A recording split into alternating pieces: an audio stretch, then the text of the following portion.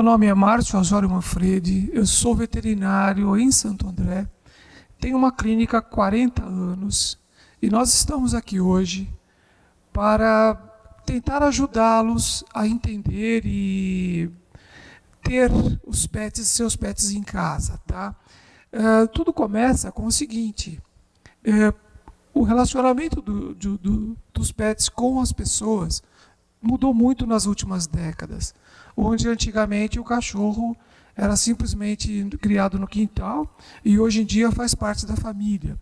Então é claro que os cuidados que se tem com ele são diferentes hoje, uma vez que ele é praticamente um filho.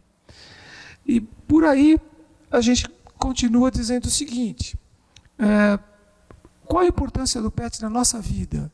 Companheirismo, amizade, aliás, é um dos melhores amigos que se tem. Companhia para as crianças, um aprendizado fantástico e maravilhoso.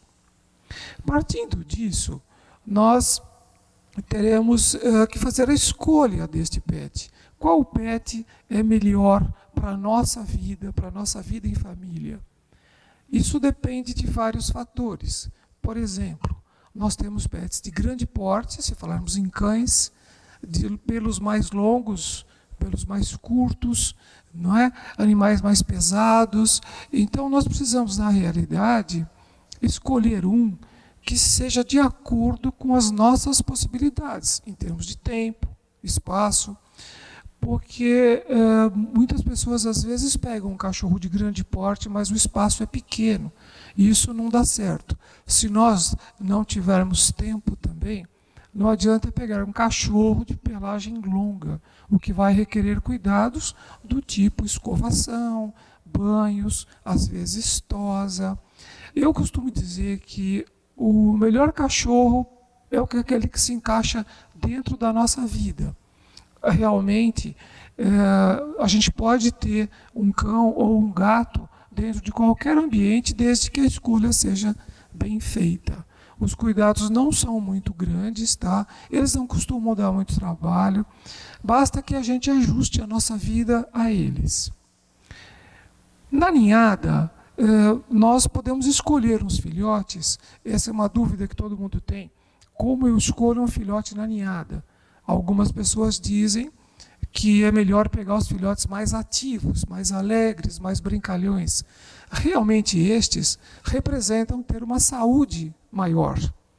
Eles, só no olhar a gente já percebe que eles têm uma saúde melhor do que aqueles mais quietinhos. Mas nós não podemos esquecer que os mais quietinhos podem ser simplesmente mais calmos e não necessariamente doentes. Mas é bom observar tudo o que esse animal tem. É muito importante um bate-papo com o seu veterinário, com aquela pessoa da sua confiança, que vai te orientar na escolha do melhor filhote para toda a sua vida. Porque, na verdade, você pega um filhote hoje e vai tê-lo, se Deus quiser, pelos próximos 14, 15 ou até, quem sabe, 20 anos. Então é bom fazer uma escolha onde tudo se encaixe bem. Nós temos raças de cães, por exemplo, que são mais alegres e brincalhões, outros mais tranquilos. Então, isso vai determinar o relacionamento que vocês terão depois. Existem raças, inclusive, que são cães de guarda, muito úteis na guarda da casa, mas talvez não sejam assim tão companheiros para ficar dentro de casa. No caso de crianças, cachorros muito grandes podem, às vezes, até questão de uma trombada, alguma coisa, ocasionar algum problema. Bom, feito isso, vamos escolher raças. As raças, tanto faz o animal com raça, quanto um animal de adoção. Aliás, os animais de adoção, pelo que se costuma ver no dia a dia, eles nos parecem mais gratos, mais meigos e carinhosos do que aqueles que nós compramos em canis. Na verdade, eu acho que aqueles que são adotados, eles conheceram uma vida difícil, e à medida em que nós damos a eles condições melhores, eles se apegam e são muito mais gratos a nós por isso. Já os comprados em canis normalmente vêm de uma vida mais tranquila, mais sossegada, e com isso, às vezes, não são tão apegados aos proprietários. Olha, passado por isso, nós temos que lembrar que as raças, elas têm certas características que não necessariamente nós vamos encontrar em todos os animais dessa característica, né?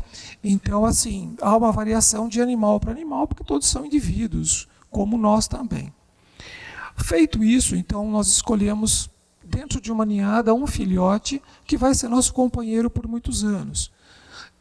A partir daí, quando retirá-lo? Normalmente o desmame é feito por volta de 25 a 30 dias. A fêmea já começa a não querer amamentar mais os filhotes, até porque, com unhas e dentes, eles machucam as mamas da mãe e ela simplesmente começa a fugir deles. Claro, quanto mais tempo for amamentado, melhor. Então, a orientação que a gente faz é de retirar da mãe por volta dos 40 dias de idade, onde eles já se adaptaram à alimentação, ainda já mamam muito pouco, e adaptados à alimentação já podem ser retirados de suas mães e levados para as residências, onde hoje provavelmente vão começar uma vida comendo ração. Bom, feito isso, é melhor que vocês retirem da mãe e levem a um veterinário. Por quê? Porque ele vai examinar e vai ver se tudo está em dia, se tudo está direitinho com este filhote, se ele é saudável, se ele não tem nenhuma doença que possa ser transmitida à família. Feito isso, o próximo passo seria partir para um vermífugo. A partir de 30, 40 dias, eles já começam a tomar vermífugos, que são medicamentos utilizados para eliminar os vermes que o animal possa ter. De qualquer forma, mesmo que a gente não veja, é interessante fazer a prevenção disso, porque ele pode nos causar problema para o animal e para a família também. Passou pelo veterinário, tomou o seu vermífugo, vem uma outra necessidade, que seria o início das vacinas. As vacinas começam por volta de 40 dias de idade, desde que o animal esteja bem, saudável, sem nenhum problema que o desclassifique para tomá-las. E é interessante também que esse animal tenha um período de adaptação na casa do novo proprietário, ou tutor, como é chamado hoje em dia. Feito isto, ocorreu a adaptação, já tomou o vermífugo, já está adaptado a uma nova residência. Eu estimo, por exemplo, que esse período possa ser de 7 a 10 dias. Uma vez que estabilizou a alimentação e já vermifugado, ele pode receber a primeira vacina da sua vida. A partir daí, normalmente hoje em dia ele vai comer ração. A gente ensina a que eles façam cocô e xixi em cima de tapetinhos hoje em dia, o que torna a vida deles para com a gente muito mais agradável, porque nós não teremos sujeira em casa. E uma coisa que eu queria observar neste ensino, a como fazer as necessidades e até muitas outras coisas que a gente pode ensiná-los em casa, é fazer isso sempre, não dando bronca, não batendo. O que existe hoje é que eles são estimulados a fazer isso, tá? Ganhando recompensas. Então, foi-se o tempo em que, no passado, se obtinha algo de um cão através da força ou de palmadas. Hoje em dia, não. Hoje em dia, a gente obtém o que desejar deles, mas só na base da recompensa. O que significa? Olha, tem um biscoitinho lá em casa que ele vai ganhar desde que ele faça aquilo que eu desejo. A primeira vez, ele não vai entender muito não, tá? Mas na segunda ou terceira vez, ele corre para fazer e faz cocô e xixi no tapetinho e vai na sala latir para a gente, como que estou pedindo o meu biscoito, uma vez que o cocô já está no lugar. Aí ele vai, você vai lá ver, diz muito bem e dá a recompensa dele. Assim a gente obtém não só o fator higiene, como também muitos outros detalhes. Olha, hoje são como filhos da gente. Então, a gente se dedica muito a eles e eles a nós. A amizade é muito grande e a gente pode esperar tudo deles. Realmente, o convívio que apareceu desde os primórdios dos tempos, cada vez fica mais estreito e eles aprendem com a gente e a gente aprende com eles. No próximo bloco, nós vamos retomar esse assunto vacinação para dizer as vacinas que eles devem tomar e em que período da vida.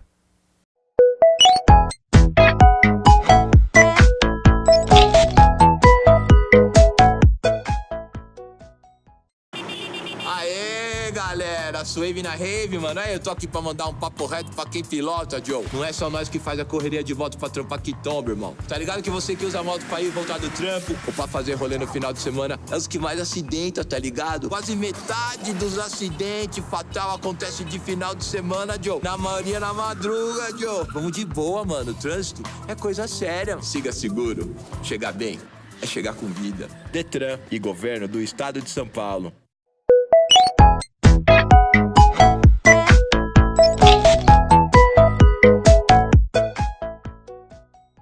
Como eu havia dito antes do intervalo, nós retornaríamos falando de vacinas.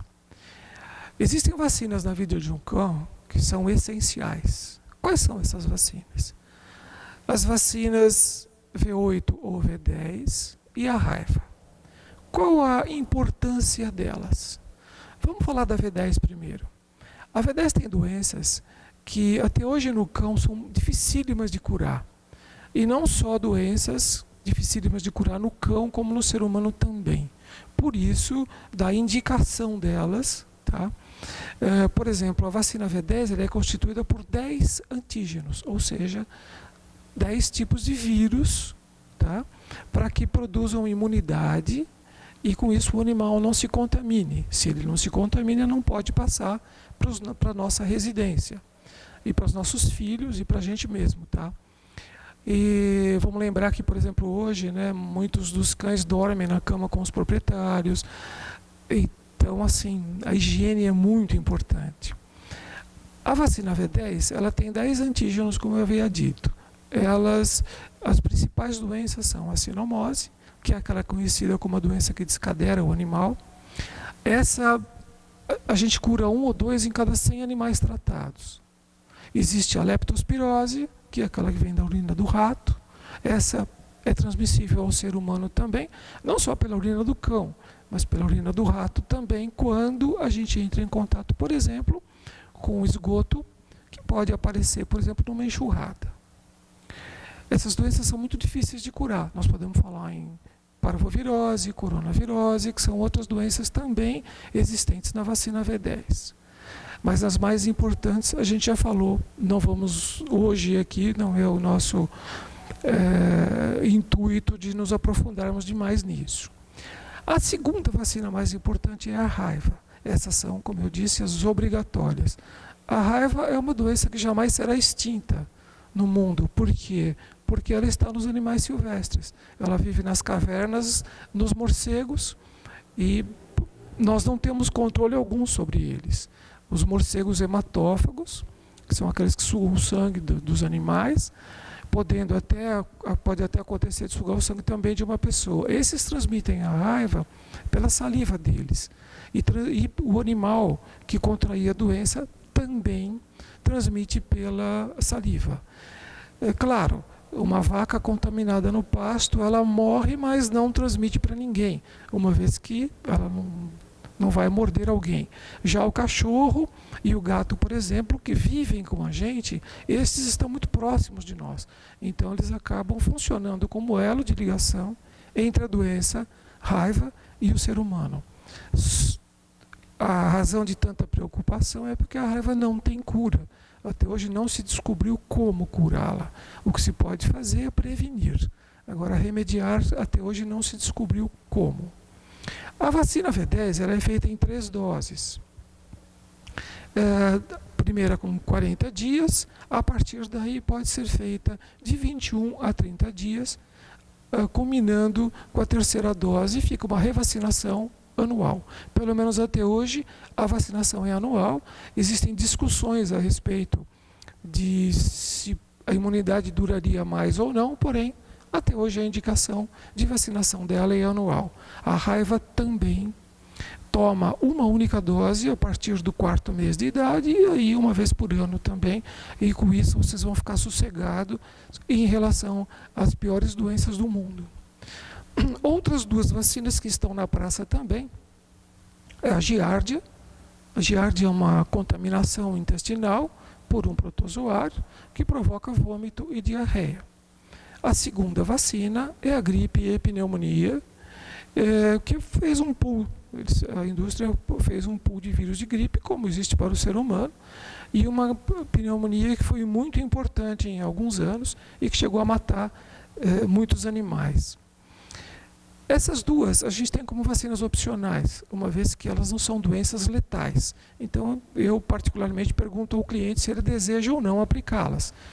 Né? Existem outras questões na vida de uma família que a gente realmente não tem como entrar, então normalmente eu pergunto se eles desejam aplicar ou não. Alguns dizem que já que existe vacina é melhor prevenir, e eu até também penso assim, mas como não são doenças letais, elas acabam ficando em segundo plano. Bom, nós falamos de como escolher um filhote, qual seria o melhor filhote para cada um de nós, falamos a respeito agora de vacinas, e agora o próximo passo da história é a alimentação. Hoje em dia, depois que a ração apareceu, ela é de uma praticidade incalculável, até porque cada dia a gente tem menos tempo e com isso, às vezes as pessoas não têm tempo até de fazer comida para si próprias, né? Então é muito prático realmente você sair de casa por um período e deixar a ração seca no pote. Com isso, o animal vai se alimentar quando ele quiser, sem o problema de azedar, estragar. Apesar de que é muito importante que essa alimentação fique longe de lugares abertos. Por quê? Porque do contrário nós vamos chamar aves ou inclusive roedores para se alimentar dessas rações. Então é melhor que elas fiquem protegidas, tá? Num cachorro de apartamento sem problema. No de quintal não é bom que ela fique exposta ao meio exterior. Muito bem. Que tipos de rações nós temos? Bom, existem rações para filhote. E eu lembro que essas rações para os filhotes podem ser de 2 tipos. Primeiro, a papinha desmame. Ela é fabricada para adaptar o animal a ingerir ração. É a primeira papinha que o animal vai experimentar depois do desmame. Não por muito tempo, é um curto espaço de tempo, 10, 15 dias, para que ela então seja oferecido a eles a ração seca. Passou para a ração seca, ração de filhote. Isso, hoje em dia, a gente tem uma infinidade de tipos de ração para filhotes, levando-se em conta o tamanho do animal, quer dizer, raças pequenas, médias e grandes. E, inclusive, hoje, claro, existem cães mais peludos, menos peludos, então as rações são específicas, inclusive, para esse tipo de animal. Mais pelo mais longo, pelo mais curto, aliás, e inclusive hoje a gente tem rações dirigidas para raças específicas, então animais que são mais espertos, outros mais calmos e tranquilos, então tudo isso interfere na fabricação de uma ração, para que o seu animal tenha todos os nutrientes necessários para que se desenvolva direitinho, sem nenhum problema de formação física. Um outro detalhe interessante é que às vezes eu ouço dizer assim, mas tem ração que é cara. Olha, realmente existem rações mais caras, mas sem dúvida nenhuma porque elas são melhores. Se você der uma ração sem uma alta qualidade de nutrientes, você simplesmente vai ser obrigado a passar por uma consulta com o veterinário para administrar vitaminas. Essas vitaminas teriam o papel de completar o que a ração não tem. Eu acho muito mais prático utilizar uma ração de qualidade, para não precisar usar de outros meios, como as vitaminas, e nem precisar de um veterinário para isso. Com uma ração de boa qualidade, o cão vai maravilhosamente bem. Inclusive, um detalhe importante é que para a fixação de cálcio no osso, ele precisa tomar sol. Às vezes as pessoas esquecem disso, pegam um filhotinho, deixam trancados num apartamento e ele não toma sol. precisa tomar sol para fixação de cálcio nos ossos. À medida em que eles vão crescendo, as rações serão trocadas, né? Porque um dia ele vai deixar de ser filhote. A puberdade de um cão gira em torno de 1 ano de idade. Então, normalmente, as raças de pequeno porte, elas têm a puberdade mais cedo. E as raças de maior porte físico, elas acabam amadurecendo mais tarde. Então, na realidade, para um cão de pequeno porte, ele vai comer a ração de filhote até aproximadamente 8, 10 meses. Já um cão de grande porte, a gente passa um pouquinho com essa ração de filhote, para 1 ano e pouco, 1 ano e meio, para que a alimentação e formação dele seja melhor e que não falte nenhum tipo de nutriente a ele. Feito isso, o nosso cachorro já está, por exemplo, o nosso pet, no caso, já tem as suas vacinas, já tem o seu vermífugo, a sua alimentação. Uma coisa que eu queria comentar, porque a gente está falando muito de cão, por exemplo, é em relação aos gatos. O gato passa mais ou menos pelos mesmos processos. O desmame, existe ração para gato filhote, a papinha desmame não existe para gatos.